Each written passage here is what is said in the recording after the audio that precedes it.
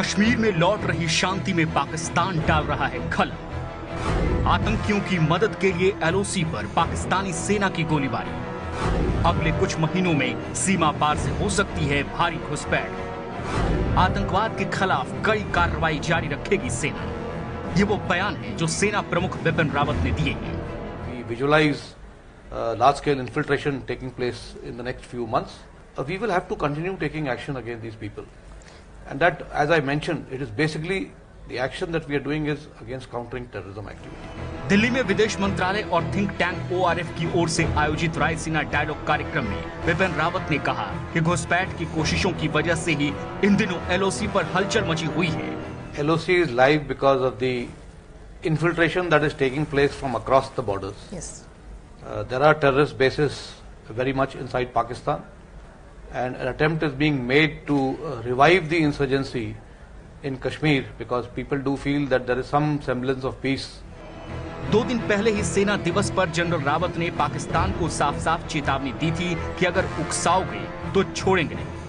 हम विरोधियों को सबक सिखाने के लिए अपनी ताकत का इस्तेमाल कर रहे हैं। पाकिस्तान की किसी भी उकसाने वाली कार्रवाई का हम हमेशा मुंह तोड़ जवाब देते रहेंगे। भारतीय सेना की कई कार्रवाई के बाद पाकिस्तान के खेमे में हलचल मची है। जवाबी कार्रवाई में पाकिस्तान के भी जवान मारे जा रहे हैं, लेकिन पाकिस्तान के पीएम इस पर ज्यादा गंभीर नहीं दिखते। हिंदुस्तान इस बात को समझे कि जिस किस्म की लाइन ऑफ कंट्रोल की वायलेशन होती हैं, ये चीजें बगैर रिटेलिएशन के नहीं जाएंगी। तो ये दोनों ममालिक पर लाजिम है। जंग का खतरा है? जंग का खतरा मैं नहीं समझता। कम से कम हमारी तरफ से कोई जंग का खतरा नहीं है। पाकिस्तान ने कभी यूनिलैटरल जारियत नहीं की। हमने हमेशा जिम्मेदारी का सबूत दिया है। अगर उधर से वो ये समझते हैं कोई सियासत में उनको फायदा मिलेगा और वो बयानात देते रहते हैं, उनकी लीडरशिप जैसे मिलिट्री लीडरशिप ने भी दी है, तो ये कभी भी अमन के लिए तकलीफ। पाकिस्तान की ओर से लगातार परमाणु हथियारों की धमकी दी जाती है। इस बारे में जब हाल ही में थल सेना प्रमुख जनरल बिपिन रावत से सवाल पूछा गया तो थल सेना प्रमुख ने साफ तौर से कहा कि अगर सरकार आदेश देती है तो सेना दुश्मन के खिलाफ कार्रवाई के लिए तैयार है, भले ही उसके पास परमाणु हथियार ही क्यों न हो। जनमन में अब आपकी आवाज, आपकी राय देश बोले में हमने पूछा, क्या पाकिस्तान को संयुक्त राष्ट्र से आतंकी राष्ट्र घोषित कर देना चाहिए?